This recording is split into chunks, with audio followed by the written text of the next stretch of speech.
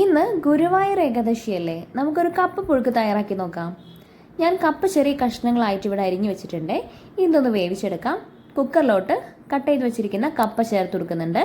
ഇനി ഇതിലേക്ക് ആവശ്യത്തിന് വെള്ളം കൂടെ ഒഴിച്ചു കൊടുക്കാം. ഏകദേശം കപ്പയൊക്കെ മുങ്ങി നിൽക്കാൻ പാകത്തിന് വെള്ളം ചേർത്ത് കൊടുക്കുന്നുണ്ട്. ഇനി ഇതിലോട്ട് അല്പം ഉപ്പും കൂടെ ചേർത്ത് കൊടുക്കാം. എന്നിട്ട് വേവിച്ചെടുക്കാം. ഞാനിവിടെ കുറച്ച് ചെറുപയർ വേവിച്ചെടുത്തിട്ടുണ്ട് കേട്ടോ. മഞ്ഞൾപ്പൊടിയും പച്ചമുളകും ഉപ്പും ചേർത്തിട്ടാണ് ഞാനിത് വേവിച്ചെടുത്തിരിക്കുന്നത്. അപ്പോൾ നമ്മുടെ കപ്പ വെന്തിട്ടുണ്ട് കേട്ടോ. ഇനി ഇതിലുള്ള വെള്ളം നമുക്കൊന്ന് ഊറ്റിയെടുക്കാം. വെള്ളം നന്നായിട്ട് ഊറ്റിയെടുത്തിട്ടുണ്ട്. ഇനി വേവിച്ചെടുത്തിട്ടുള്ള ചെറുപയർ ഇതിലോട്ട് ഇട്ട് കൊടുക്കാം.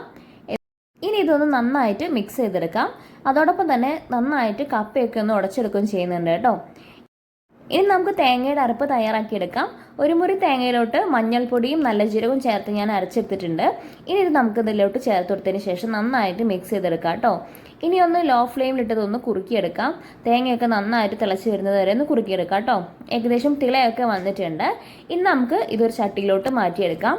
എന്നിട്ട് ഇതിലോട്ടുള്ള വറവ് കൂടെ ചേർത്ത് കൊടുക്കാം. ഞാൻ ഇതിൽ ചെറിയ ഉള്ളിയും കടുകും കറിവേപ്പിലയും കൂടെ ചേർത്ത് താളിച്ചതാണ് ചേർത്ത് കൊടുക്കുന്നത് കേട്ടോ. അപ്പോൾ നമ്മുടെ ഏകാദശി സ്പെഷ്യലായിട്ടുള്ള പുഴുക്ക് ഇവിടെ തയ്യാറായിട്ടുണ്ട് കേട്ടോ. നമ്മുടെ ഇന്നത്തെ റെസിപ്പി എല്ലാവർക്കും ഇഷ്ടപ്പെട്ടെന്ന് കരുതുന്നു. എല്ലാവരും ഒന്ന് ട്രൈ ചെയ്ത് നോക്കുക. അപ്പോൾ നമ്മുടെ വീഡിയോ ഇഷ്ടപ്പെട്ടെങ്കിൽ ലൈക്ക് ചെയ്യുക, ചാനൽ സബ്സ്ക്രൈബ് ചെയ്യുക. അപ്പോൾ നമുക്ക് പുതിയ റെസിപ്പികളുമായിട്ട് ഇനിയും കണ്ടുമുട്ടാം. അതുവരെ ബൈ.